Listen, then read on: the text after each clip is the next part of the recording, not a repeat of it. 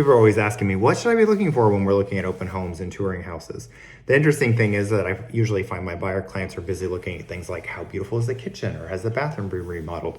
I, on the other hand, as their realtor, am looking at things like, is there a school across the street? Nothing wrong with the school being across the street, but when you're looking at a property on a Sunday and it's quiet, you're not remembering that on Monday through Friday when school is in session, there's going to be kids playing basketball and running around, playing on the playground. And if you work from home, that might be a challenge for you to work if you need a quiet work environment when there's kids running around having a great time at school. So those are the types of things I'm looking at. I'm also looking at things for resale value. So for example, if the property, maybe it's a condominium and we see that the condo is right above the garage door and the garage door might be going up and down every time someone comes and leaves the building. That's something that it might not be impactful to the person buying it, but the next person who potentially might buy the property might be very sensitive to noise. So those are all the different things that I'm looking at as we're touring properties.